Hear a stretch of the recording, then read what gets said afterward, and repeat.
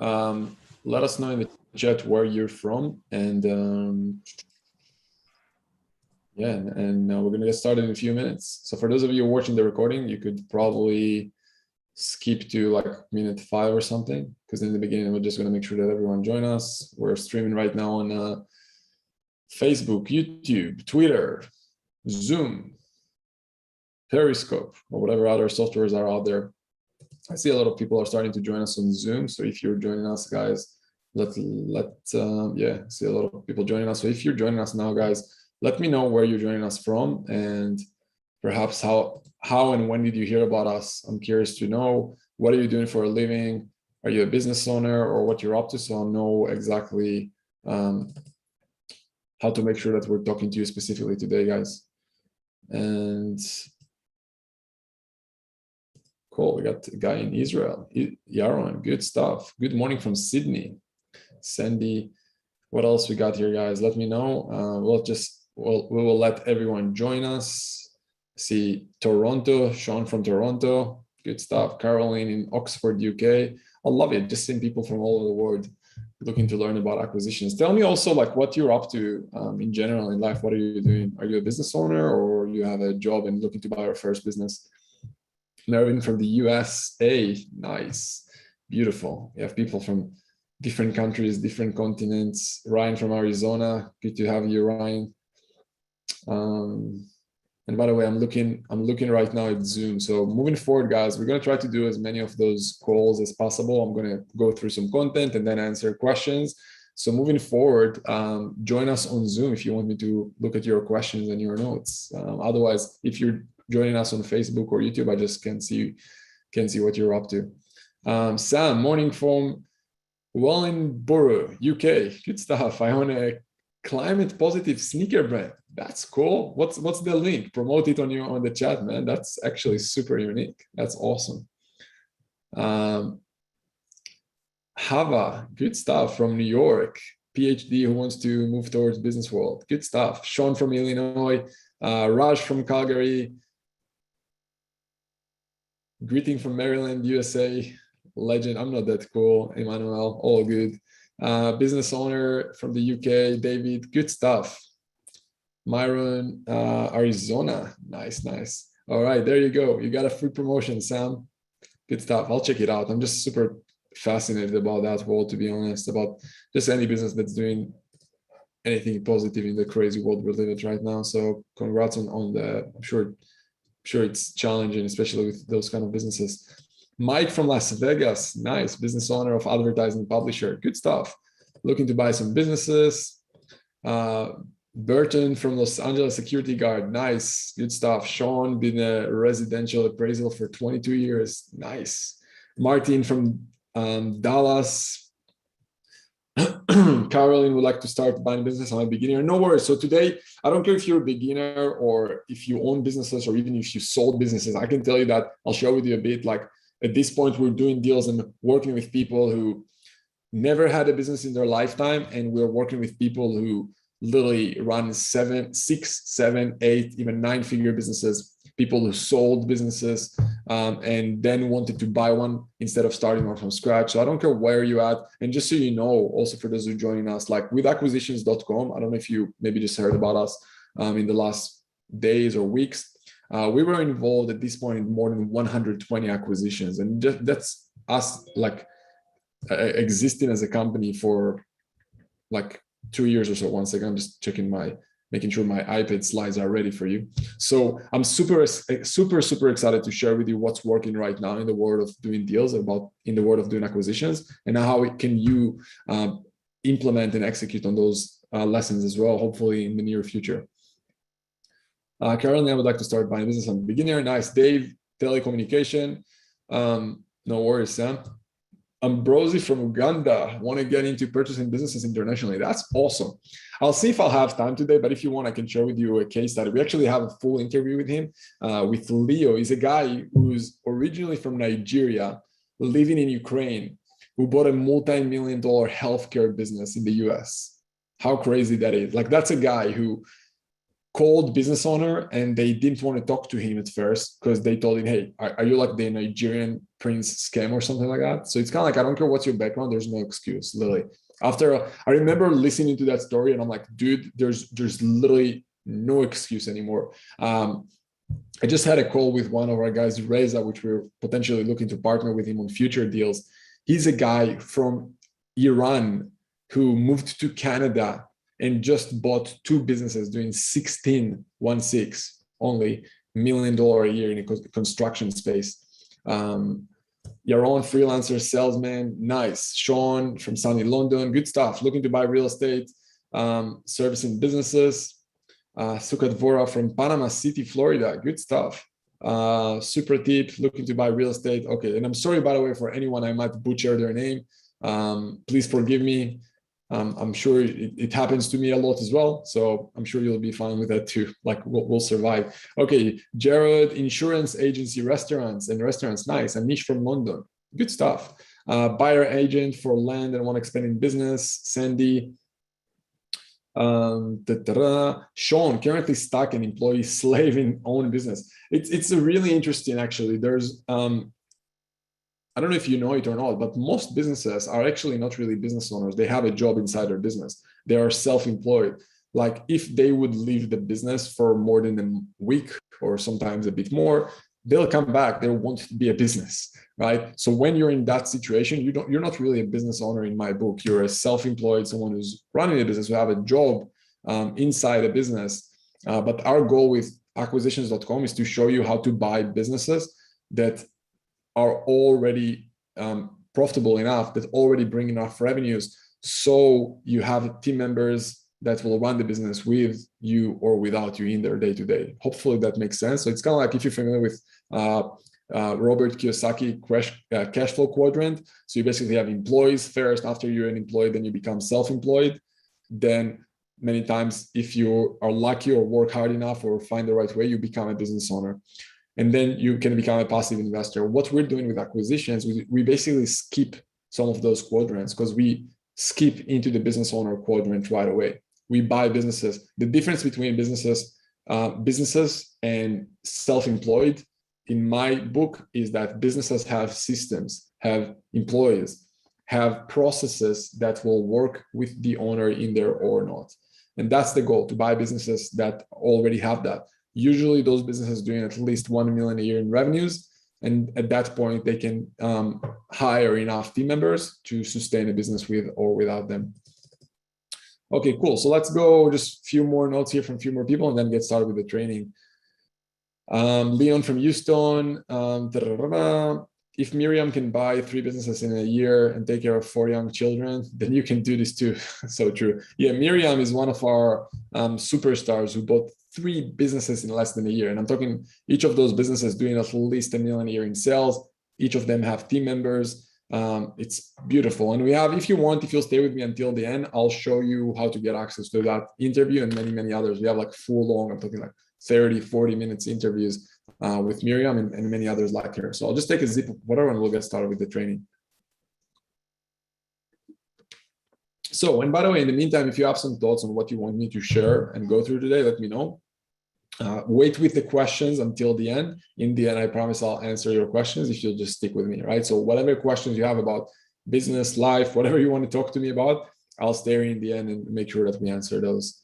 Fair? So let's get started. I'll just share my screen. And let's give me just a second. All right, so I'm doing this. Share. And can you just give me, just click 1 in the chat if you can see my screen, please. I'll see if I can see you.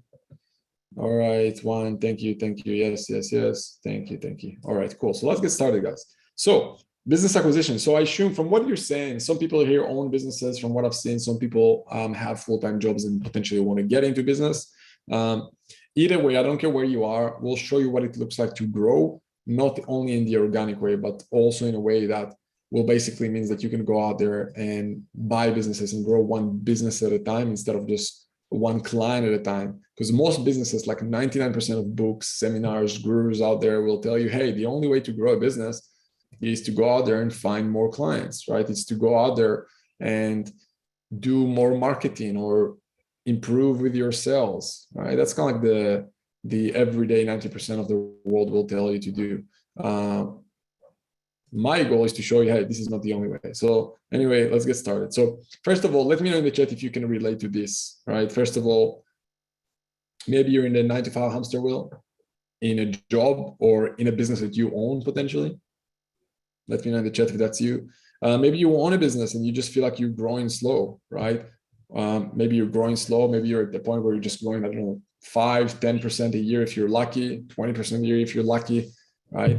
Most businesses, just so you know, 99% of businesses won't survive in their first 5 or 10 years. Like 99% of new businesses just fail to continue in their first years, right? Those are just the stats out there.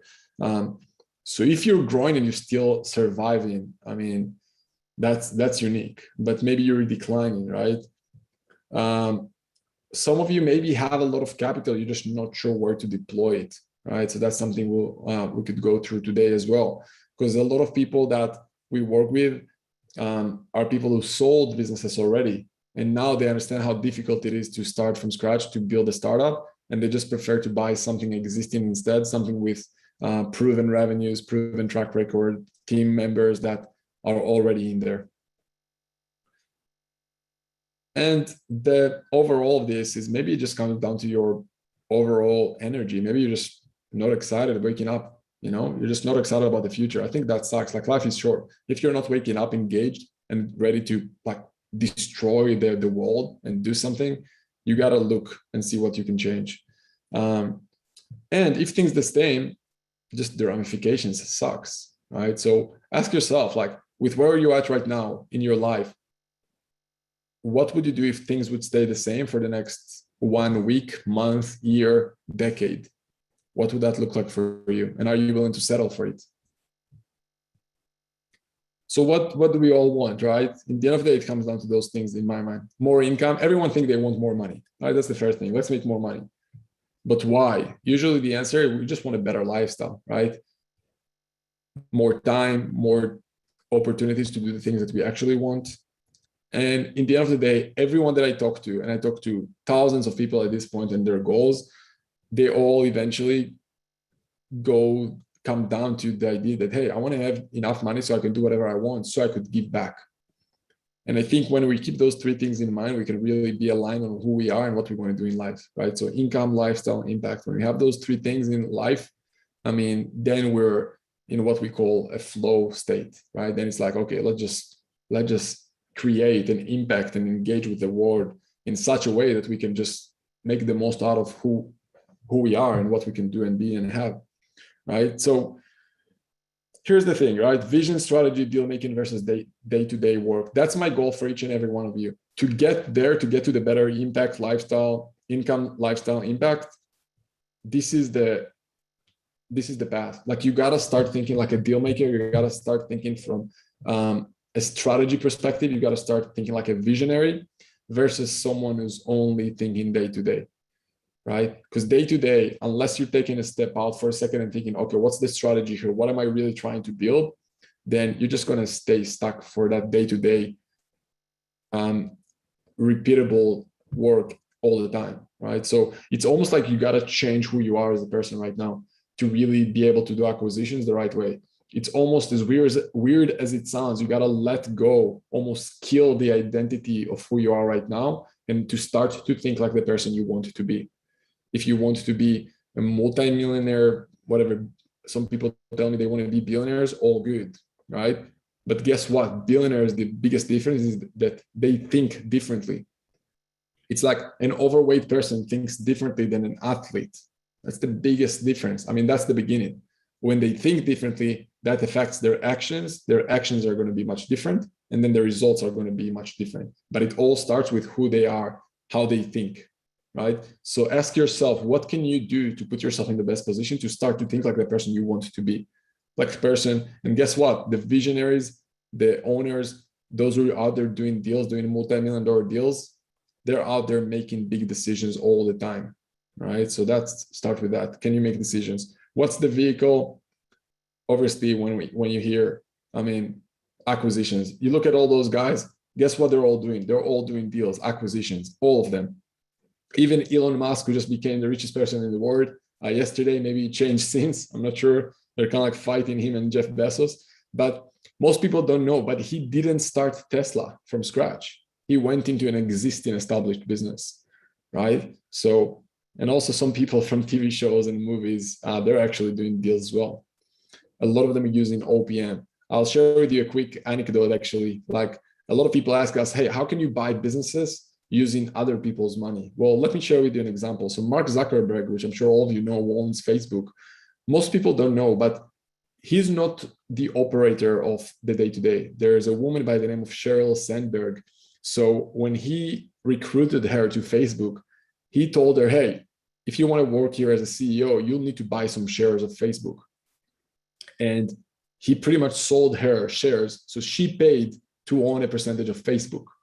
And guess what? One of the deal strategies that we're using when we're working with people to buy businesses is what we call CEO financing, is to go out there, find someone to help you run the business or an employee, and to tell them, hey, would love for you to work with us, but if you want, here's what it might look like. Here's the investment that it will cost you to be part of that company.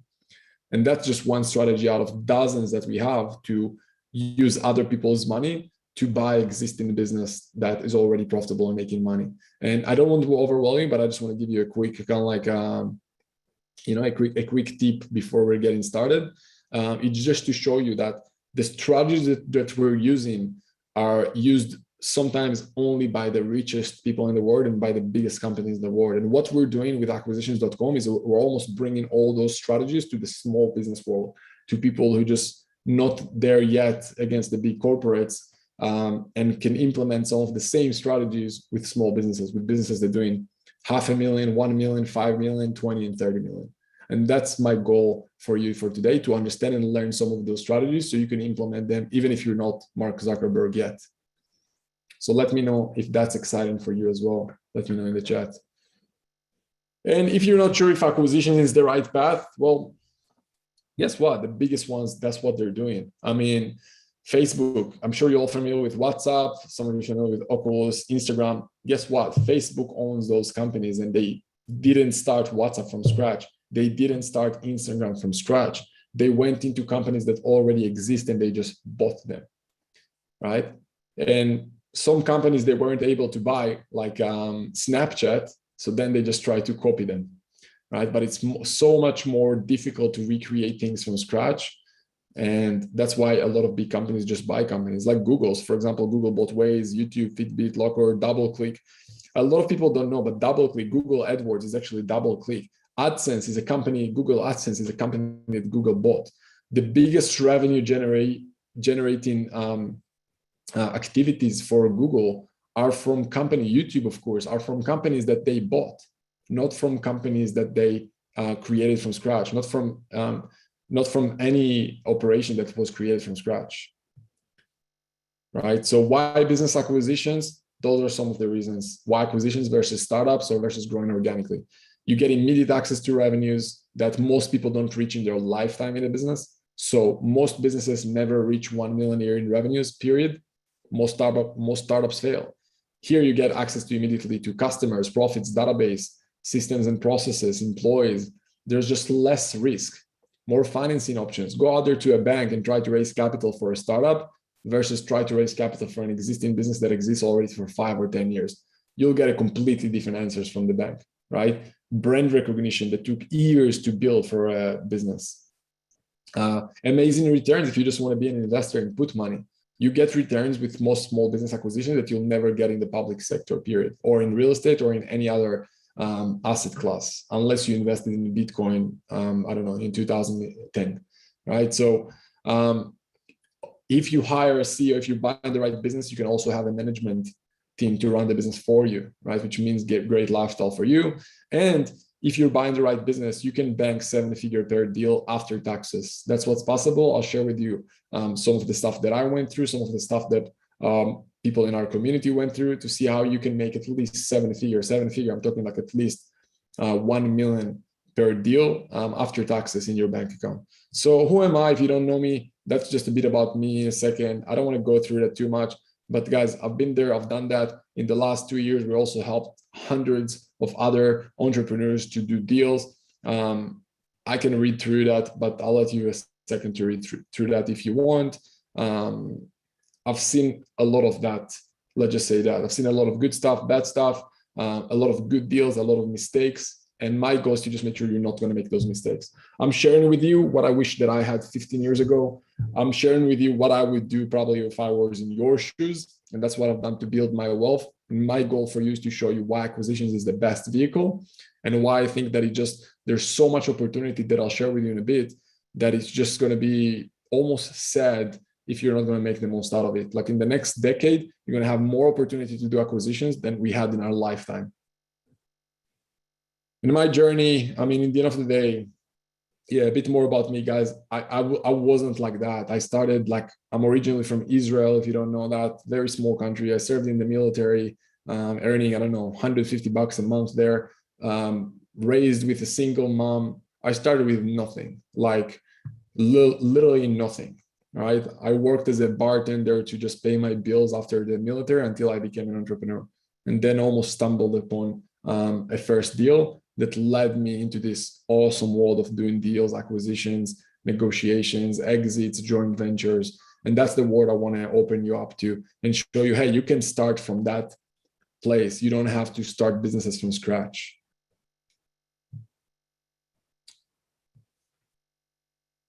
And in fact, it's not just me. Here's one of our guys, Borislav. So he watched the training just like this a year ago, and he bought a business doing 13 million a year in revenues, using zero out of pocket. All right. So he paid money to buy the business, but it's not necessarily his money. He used what we call OPM, other people's money, to buy the business. And that's the goal with you as well, to show you how you can do that as well. Again, if you have no experience, or even if you do have experience, guys, every $13 million counts, right? I don't know anyone who will say no to such amount in revenues each year. Here's another one of our guys. This week I closed 2 deals, 3.2 million in revenues, vendor financing, have operating capital on each business, zero out of pocket, should add 450,000 in profit. Thanks for the mentoring. So guys, $450,000, not too bad. That's in actual profit to his pocket, and revenues, not too bad either, 3.2 million. So what are the 3 pillars? Let's go through that. All right. What are the 3 pillars to get you from where you at right now to the point where you can do acquisitions? What are the steps? Let's go through that. Right. So there are 3 pillars. Let's start with one by one. So I'd say some of the stories I just shared with you, like Lyle and Borislav, and I'll see if I have time. I'll share with you some more as we go. But all those people were able to master 3 steps, right? So let's start with, actually, let's share with you all those and then just expand on each.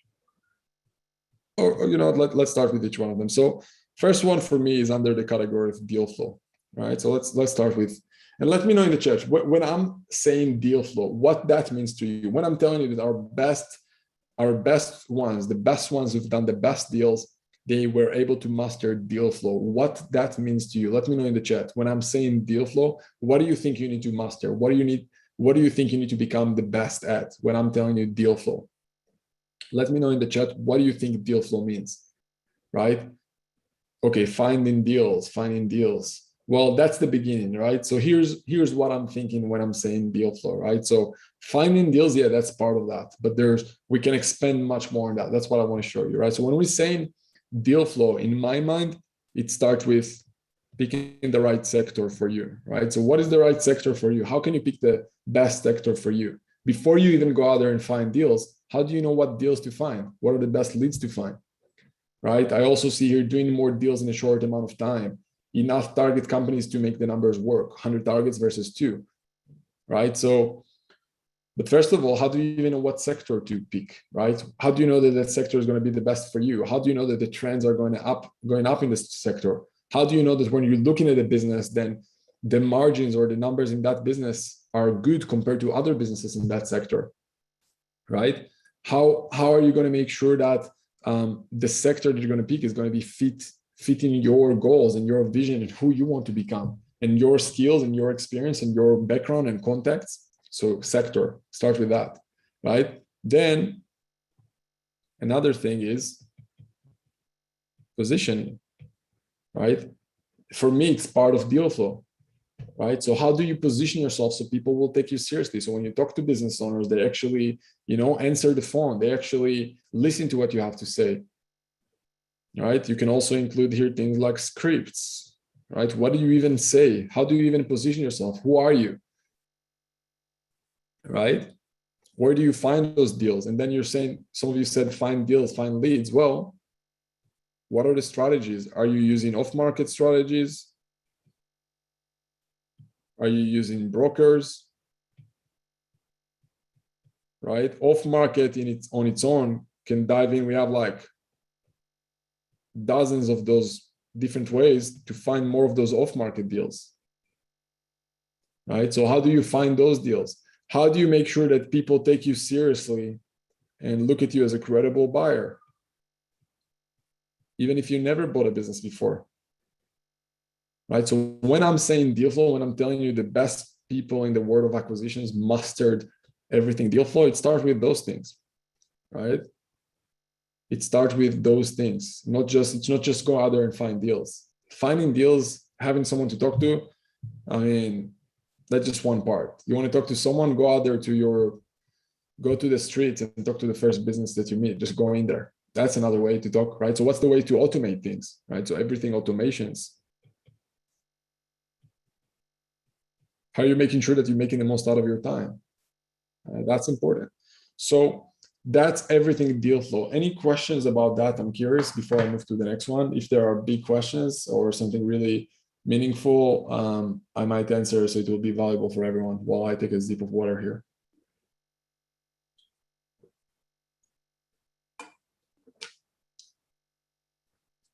Okay. How do I find off-market deals? How to choose a sector? Great question. So I have a lot of stuff to go through. If I have time, I'll answer those questions in the end when we have the Q&A part, right? Explain the automation part. Yeah, there's a lot of nuances here. Automations, when I'm saying automations, basically means how do you make sure that leads and deals are coming to you, that you're building the system once, but then the deals are coming to you and you don't necessarily need to chase them all the time. And here's one of our guys, probably one of our superstars, Michael. He was able to merge 16 companies in less than 6 months, doing total $62 million in pre-tax profits. That's what's possible when we are able to master that. So let's move to the next pillar, right? So remember, guys, first one was deal flow. Second one is everything deal structures. So let's dive into that. So actually, before I dive in, let me know, what do you think when I'm saying deal structures, what would that mean to you? Like when I'm saying, hey, deal structure, what do you think? What do you feel like that would entail?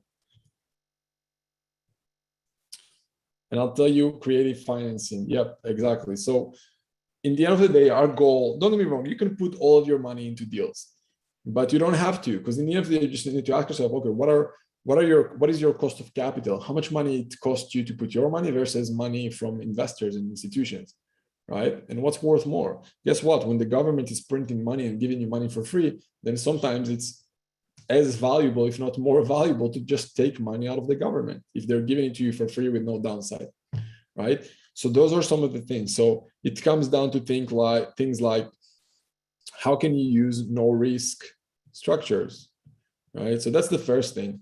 Apparently to talk and write at the same time can be challenging. So that's the first thing. Any investor, when you learn the best investors in the world, like Warren Buffett, the first thing they'll tell you is protect your downside, right? First rule is don't lose money. Second rule is don't forget rule number one. So that's the first thing. When you're looking at deals, okay, how can you make sure that you don't have downside, that you're not putting all of your life savings without any protection, right? And even if you do, how are you assuring that you have great returns, right? It comes down to things like no risk, no downside, you can call them. Downside. Asymmetric risk, you can call them asymmetric, basically investments where you have ideally as little risk as possible with as much upside as possible, right? So some of you probably heard about seller financing, right? That might be one of them. Let me know in the chat if you heard about seller financing. I'm just going through some of the easiest structures just to make sure that we're all on the same page. Okay. So seller financing, some of you might have heard about earnouts. So earnouts, right? So seller financing is basically the opportunity to use the business to finance part of the acquisition cost, right? You basically go to the business and tell them, hey, you want $1 million? Cool, no worries. I'll pay you the $1 million over whatever, as many years, over the next 100 years. And guess how you can pay that back? You can pay it from the business cash flow, the business that you don't own yet, the business you're going to buy. Earnout is very similar. Earnout is just, the only difference is that you only pay the payments over time if and when you meet a specific milestone. A milestone on revenues, on profits, on employees, on projects done. There's a lot of stuff that you can work out with. So those are some of the things, right? We have dozens of those different structures. I mentioned in the beginning of the training a structure about CEO financing, right? When you can go out there to CEO or employees and basically use them to get help with financing, right? You can think about investors. You can think about institutions, right? Those are some of the different no money down structures, right? Or no money out of pocket structures.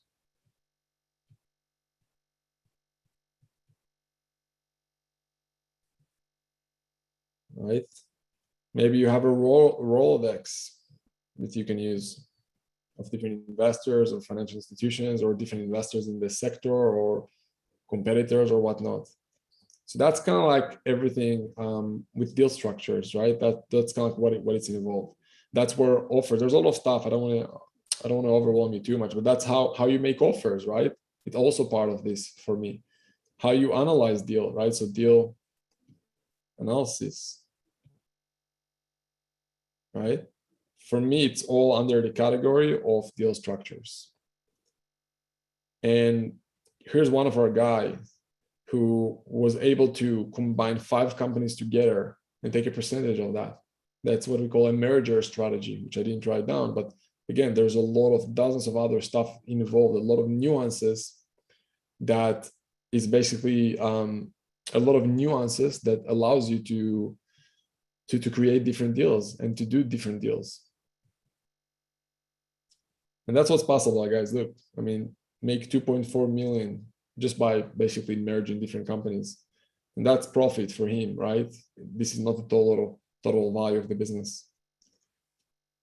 And that's another guy, we went through him.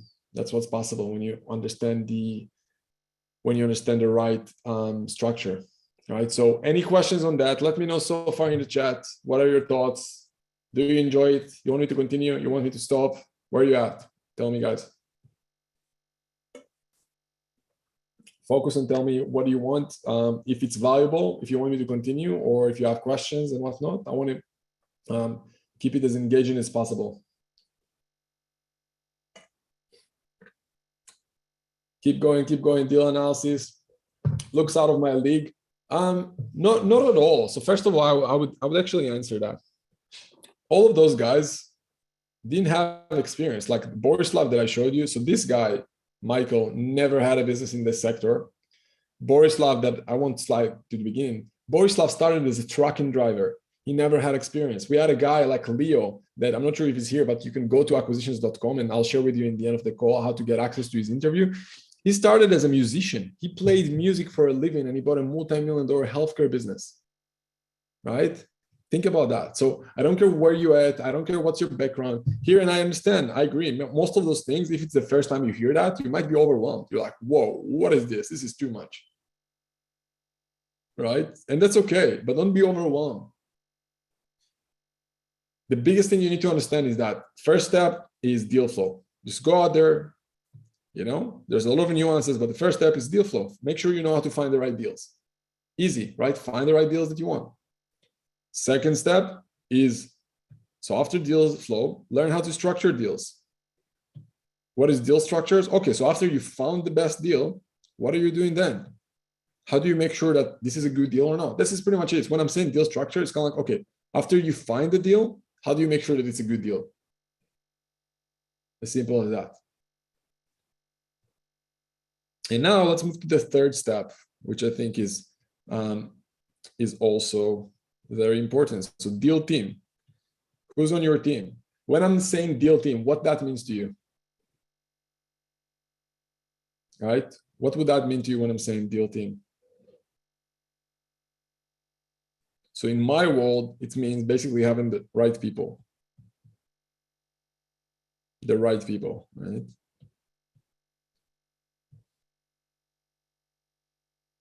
Partners, lawyers, investors, brokers, financial analyst, and lawyer, exactly. Some of those things, 100%. So for me, it comes down to things like, so you said, let's start with what people said here in the chat, right? So lawyers, accountants, bankers, investors. What about, managers or management team in general? How do you manage them? How do you incentivize them? What about employees? They're part of your team as well, no? Mentors, board members.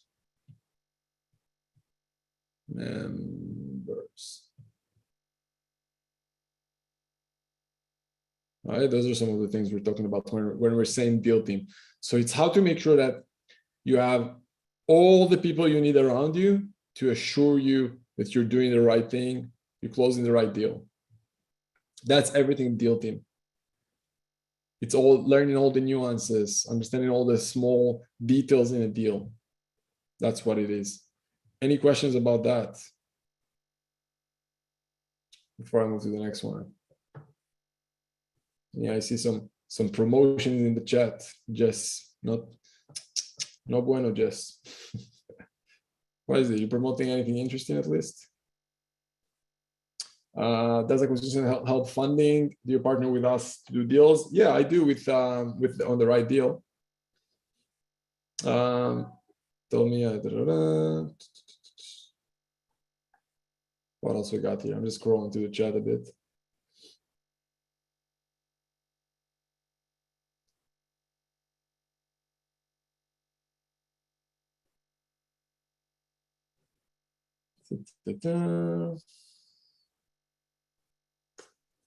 Too slow. Burton, you're not too slow. All good. Interested in choosing the right sector evaluation, choose the right financing, select the right team, entertain. Okay, cool. That's one person bundle all aspects, or is it important to have a team of people? Yeah, it's a good question. So some people could help you with a lot of those things. Sometimes it's better to diverse things into different people, so you're not necessarily dependent on one. Anyway, let's move on, guys. So why I'm sharing with you this thing, right? So I'm sharing it with you for a reason. We truly live in unprecedented times right now. Like being a business owner used to be risky in the past. You used to say, hey, he's a business owner, this is risky. But nowadays, I mean, guess what? Working for someone is as risky, right? The government can save you. Hopefully the last year proved that to you. And 71 million baby boomers controlling $30 trillion in wealth will be retiring over the next 10 years. And this is what 31 trillion looks like, right? If you're not familiar with the number, which most people aren't, if it's the first time they see that, like there's no place on the screen literally for that. The greatest wealth transfer in history is going to happen right now, right? This is what's happening. There's never been a better time to do that. The generation of people born in the 40s and 60s. Like they're expected to transfer $30 million. And guess what they all do? A lot of them own businesses that they need to sell, and they don't even know that they can sell their businesses because no one ever came to them and told them, hey, would you like to sell your business? There's just not enough buyers. In the US alone, 10,000 people turn 65 years old every day, right? Every single day is another opportunity for you to buy their business and help them retire and really add value to your community and add value to the marketplace. Because like I said, most people just don't know that they can sell their business. Most people don't know that they can buy a business. So that's what we try to change. We try to really open your eyes to the fact that, hey, there are businesses out there for sale. And hey, you can buy them with little to no money out of pocket. You can use other people's money if you have the right skills. So the next step I suggest for you is commit to master the 3 pillars. I don't care if you continue to watching my stuff and dive in deep with what we're doing or any other way to master those 3 steps, but that's the way to do that, right? And if you want, even build yourself some kind of a plan on how can you make sure to master those things. So in the next 3 months, you're going to close a deal, right? And it can start with deal flow. It can then come with deal structures and then deal team. What can you do to make sure that you can master each of those steps every single month and do whatever you can to buy one of those businesses? Because remember, each of those businesses that I shared with you today, each of them doing at least $1 million a year in sales with management team in place, with team members, they're making them good money. Like you don't need a lot of $1 million businesses to really build yourself a nice chunk of capital. I'm talking like becoming literally 1%, the 1% of the wealthiest people in the US with one good acquisition. And really a quick tip when we're about to open the Q&A very soon, start to think from the perspective of the person you want to become.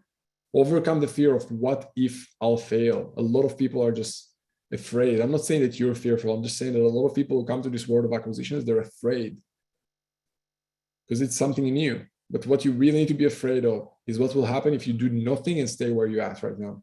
That's the biggest fear you gotta have. And that's what I want to, hopefully, I was able to share with you today. So again, if you liked what you saw today and you feel like you want my help overcoming any personal financial challenges and hopefully making sure you're not making mistakes with acquisition, you can private message me on Facebook. You can message us as well. Or if you feel like you want to see what it might look like to work with me and work with our team for a longer period of time to support you with your first or second, or like I shared with you, we have people who bought 16 or 10 businesses in less than a year. If you want that, go to acquisitions.com/apply. Just put your information, book a call, answer a few questions, and you can jump on a call with me or one of my team members. And we'll tell you, we'll see where you're at, where you want to be, and just see, kind of like no obligation, nothing. We'll just have a call and see if we can help you or not. So either way, I'd suggest you look, the call is for free. You got literally nothing to lose. All I suggest that if you book a call, then you respect our time and yours, and you actually show up. So book a call. It's going to take an hour of my time or my team members' time on our calendar. We're just going to make sure that you're serious about yourself. And you're not just booking the calls for the sake of booking them and not showing up. So book a call. Let's have a call. Let's see where you're at, where you want to be, see if we can help you. It works in Europe 100%. We have clients from, I seriously don't know how many countries at this point. We literally have people who bought $1 million businesses in Colombia and Lithuania.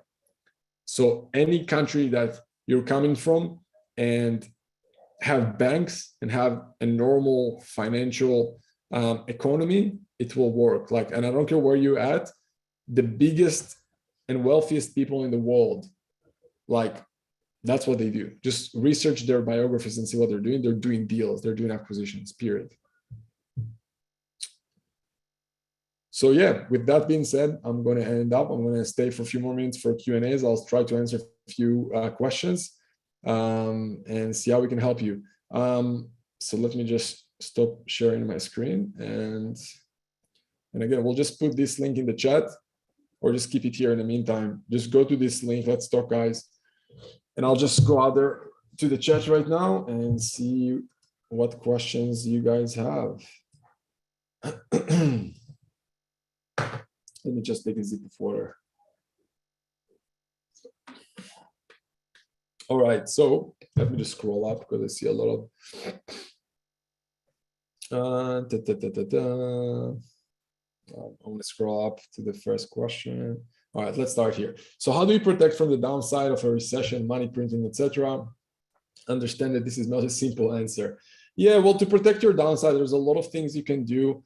I mean, it depends on what you're saying when you're saying, like you said, those are three different questions. You're talking protecting downside, you're talking protecting from recession, you're talking about money printing, right? So there's three different answers here. I would say that protecting downside, there's ways to do that legally when you're buying businesses and just to separate yourself with different entities from the entity that you're buying. That's in terms of separating yourself and protecting downside when you're buying companies. In terms of recessions, it comes down to learning how to pick the best sector that is, going to be fine even with recession. Guess what? Even when the coronavirus started, some businesses started making the most money in the world, like more money than they ever made before. Money printing, unfortunately, a lot of those things we can't control. All you can do is just learn how to play with whatever you get. And when there's money printing, a lot of times, like we've seen in the last year, there's money out there for almost free that you can get access to and tap into to use to buy businesses. And then when you're buying assets, then the assets is usually the value is appreciating over time. And then even if there's more money printed, then you can make the most out of it. Does this work in Europe? So hopefully I answered that. The answer is yes. What do you charge? It's really customized, Burton. So it depends on who you are, where you want to be, what kind of support you're looking for. And based on that, we'll let you know, but it's super customized. So I would suggest to just book a call and we'll see, first of all, if we can help you. If we can help you, we'll let you know what are the different options to work with us. Are you in Canada? No, I'm not. How to find deals? So there are dozens of ways to find deals, and it comes down to actually a second question. Can you go over finding off-market businesses? So I'll answer those quickly. Like in the end of the day, there are dozens of ways to find deals. You need to pick one of them or all of them. So there's a few ways to look at it. You need to start with one. That's the first thing to tell you, right? We have people, like I said, dozens of ways, anywhere from social media to LinkedIn, to emails, to cold calling, to events, to masterminds, to letters. And the beauty is that you can either use all of them and build yourself a funnel with all of them. But the most important thing is what scripts are you using? How do you make sure that when you're reaching out to those business owners, they take you seriously? How to choose a sector? I love it. There are like twice, like two questions in a row, the same questions. How to choose a sector, how to find a good sector? Well, it really depends. And that's the beauty. When you work with us, we can really dive in with you and find out, okay, who you are, what's your background, what's your experience, and based on that to find out, okay, based on your background, based on your experience, based on your contacts, based on your goals, based on your vision, based on the trends in the market, based on the economy, what is the best sector for you, right? So for everyone, the answer is going to be different. What is the biggest mistake you see people making when embarking on this journey?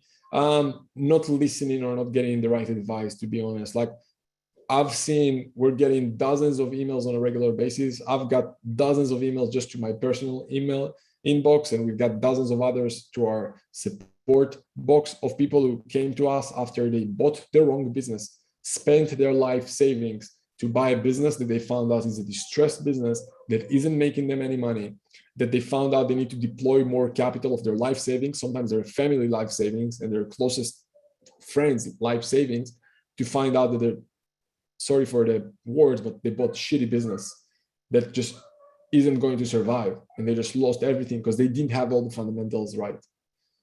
Because in the end of the day, you got to have the fundamentals right. You got to learn how to find the right deal, how to analyze the right deal, how to finance it the right way, and how to manage it, which is as important as doing the deal. Because nowadays, doing the deal is not enough. You got to learn how to do the deal and then operate it in a way that at least sustain the numbers that you saw before that. Either you or you find the right person to do that. Thanks for the info. Great work. Thank you. I appreciate that. Will you provide information about the process of financing the business acquisition in other countries? Yes, it's the same process in every country. 100% have us. So I suggest you book a call with us, and we'll tell you exactly how we can help you. Diversity, lack of due diligence. Jana is in Canada. Cool. We're in the footwear space right now. I'd like to stay in that sector. Any suggestion? Well, in the end of the day, you're in the e-commerce space. One of our guys just did a very large deal in the e-commerce space. So you can make a lot of money in there. You can take a lot of your expertise and experience into not necessarily into expanding either in the footwear space and buying companies in that space, or expanding into e-commerce in general. And again, if that's something you that might fit you, of course. Buy into a 3PL and get a manufacturing facility, or lack of strategic partner placement. Thanks, Moran. No worries. Rolanda, I would like more information regarding positioning. Well, positioning, it comes down to, okay, what can you do? So when you're talking to business owners, you know what to tell them. It comes down more to the words that you're using than, I don't know, the suit that you're wearing, you know? In the end of the day, especially nowadays, most conversations, like literally negotiation. I know people who went public on NASDAQ with never visiting New York, like literally going public on NASDAQ with Zoom calls. So nowadays you can do everything on Zoom. It's more about what words are you using so people take you seriously. That's, in my mind, the most important thing in positioning. Since you attended it, how different is Acquisitions from Dan Penny's seminar? Well, first of all, Dan Penny, I think, is inspiring. If you have an opportunity to work with him, as long as he's doing stuff, that's great. I went to his thing, I think it was like 7 or 8 years ago now. So since then, I learned a lot. Let's just say that. Yeah. So you're going to learn, let's just say that you're going to learn things that you won't get there. I'll just finish there. I'll finish there to stay polite and nice. Biggest mistake people make is forgetting that business is relationship business, and you start taking numbers and what you're willing to pay before building this relationship. Yeah, make them in your own factory, separate businesses with a serious. Do you have deals like seller financing? Yeah, so one of the deal structures that I mentioned is seller financing, 1%. Is there an enterprise value range you focus on? Well, in the past, I used to say people to, hey, let's focus on the first deal on businesses doing, you know, between 1 to 10 million in revenues. Nowadays, there's no limit. Like we have people who bought businesses doing 30, 40, and 50 million a year. And one of our guys, like I said, just closed on 16 deals doing total of almost 200 million in revenues. And he did it in less than 6 months, right? So the only limit you're going to have is the limit you put on yourself. So who am I to put a limit on you? They're all good sectors if you're suited to them. Exactly. I mean, I know a guy who made billions of dollars from having a yogurt factory. He bought a yogurt factory with no money down, and he became a billionaire. You know, is that a good sector? Well, for him it is, right? And that company is Chobani, by the way, the yogurt. Those of you in the US probably familiar with him. This is the best career I came across. I'm in San Francisco, California, and Silicon Valley area. I'm so excited to start. Yeah, Sean. I mean, especially for people from the Silicon Valley, an area that is very venture capital focused, startup focused. This is a completely different world, right? In the venture capital world, people are very used to starting businesses from scratch to potentially change the world. There's nothing wrong with that, but if you look at the stats out there, most businesses, even if they're being backed by some of the smartest VC firms in the world, they're failing, unfortunately. So here we're going for more stable businesses, more boring businesses in quotes, but they can build you as much wealth as the startup world for sure, if not more. Because here, if you're smart, you're not going to be as diluted as you are in the Silicon Valley path of startups and raising capital from investors and venture capital firms. And I know that because I was a partner in a venture capital firm, so I'm very much familiar with the technology space, and I know how brutal it is where it can be. And by the way, guys, let me know in the chat. I'm thinking about potentially, for those of you maybe don't want to work with us for a long term, I'm thinking about potentially figure out if there's a demand for doing like a live event, maybe like a 1 or 2 days event. I don't know. We'll see if we can do something offline or maybe even virtually. If there's something that's going to be interesting for you, write down, just write event in the chat. And based on that, if we see that there's enough demand, we might think about that to promote something like that. Because if you liked what you saw today, I mean, we can expand on that for hours and dive into the details. For my target market, I have quite a lot of competition. What can I do to find out what the competition is doing to beat us accessing the owners? What can you do to find out what the competition are doing? Well, start by going through their funnels and buy their products. That would be a good start. If I were to work with you, would you be able to handhold me as I go through the process of doing my first deal? Ambrosi, yeah, 100%. One of the biggest things that is different with us is that when you work with us, we'll actually hold your hands to make sure you're not making mistakes. All right, so 100%. Thanks very much, appreciated. I see some stuff in the Q&A, guys. So anyone who posts in the Q&A, please just post it in the chat because I can't look at two screens at the same time. So just put everything in the chat, please. Thanks very much, appreciated. No worries, thank you. This course included live coaching and calls, or is just offline, self-paced? Yeah, so we have a few options. There is an option to work with us on a regular basis in a live version where you can literally talk to me like this on a weekly basis, right? And access to us and message us with every question you have. So again, if you're curious, just book a call with us and we'll tell you all the details. I love the hospitality sector, but I think it's not educated for this kind of thing. You're wrong, David. You're completely wrong. We have people who buy businesses in the hospitality, and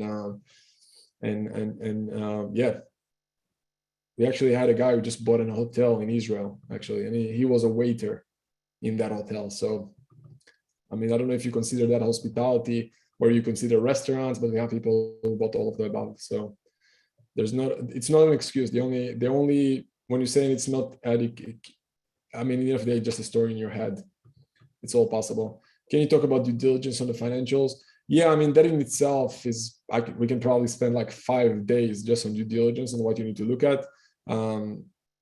What can I give you right now yeah, I don't want to give you a band-aid when you need a surgery. You know what I mean? It's like on due diligence alone, I could probably spend hours, literally hours, talking about that, on what do you need to look at. This is all good, but most people don't know the importance of what their own financial profile and credit profile weight in. On our financial institutions or accounting people look at you as well, qualified and serious. Yeah, I agree. Some financial institutions will qualify you more than others, but financial institution is just one way to finance deals. Like, for example, again, I'll mention seller financing because that's something most of you are familiar with. When you're doing seller financing, you don't need to even talk to a bank. When you're raising capital from a CEO like Sheryl Sandberg and Zuckerberg and Facebook, you don't need financial institutions. You just need to be creative and be committed and be willing to do the work and learn the skill set. How do you think climate change? I'm going to answer like 2 more questions, guys, and we're going to end. And we'll try to do another one of those in the next week or 2 if there's enough demand. And maybe in the next week or 2, I'll just start with, we'll save the questions here in the chat and I'll start with those next time and just answer questions if that will be valuable. And also, like I said, if doing an event is something that will be interesting for you, like a live event, I'm talking like a full day or full 2 days, just going through details, maybe having like an engagement with you, like maybe unmuting you or having breakout rooms when I'm kind of like making sure everyone is taking action. Let me know. Again, write down event in the chat. And if there's enough demand, we'll see if we can promote something like that. How do you think the climate change is going to affect the nature of businesses regarding supply chain? Is it reasonable to look after product-involved businesses? I mean, some things, unfortunately, you can control. I would say focus on what you can control. What sets you apart from other similar programs? Good question. I think we just care. You just get more support with us. With others, you'll just have tons of upsells to just get access. With us, you just pay once and you'll get access to me as if you're my friend. And guess what? I might even potentially invest in your deal. So I don't think anyone else offer that. Plus, you'll have the opportunity to partner with me, which is, I think, pretty good as well. Most important skill. And the easiest thing, just look at our results. As simple as that. We exist for 2 years and we've been involved in 120 plus acquisitions in that 2 years or so. So it depends on what results you want. I mean, can we be better in, like, I don't know, design and grammar and spelling mistakes? Yes. But if you actually want to do deals, we're much better, period. Okay, so I see some notes on event. Cool, good stuff. Thank you for that. Do you bother with buying distressed businesses or only focus on stable ones? I rather focus on stable ones. There is a time to buy distressed businesses, but not if it's your first deal, in my mind. Okay, cool, guys. So I got to run for another call. I will try to save those messages for next time. Hopefully you got some value today. If you did, again, post event if you like it. And that's it. Well, if you enjoyed that, let us know. And again, last time, guys, book a call with us if you just want to see if and how we can help. Or if you're afraid of having a call, message me on Facebook, and me or one of my team members will reach out to you and see if we can help you there. Take care. Have a great rest of your day, week, evening, wherever you're from in the world. I really appreciate you taking the time and spending an hour with me. Our time is the most valuable thing, so I don't take it for granted at all, and I appreciate you doing that and taking yours. And hopefully, this is the beginning of your journey to buy a business doing at least 1 million a year in revenues in the next few months. Like, I've seen crazy stories. I'm telling you, some of the success stories that I've seen in the last year are just behind my imagination. Like, if someone can buy 16 companies in less than 6 months doing almost 200 million in revenues, 62 million in pre-tax profits, the sky is the limit. And hopefully this training inspired you to, if not today, sometimes in the future, start with that journey as well. So hopefully you got any value today. I wish you all a great day, week, and I'll see you soon. Take care, everyone.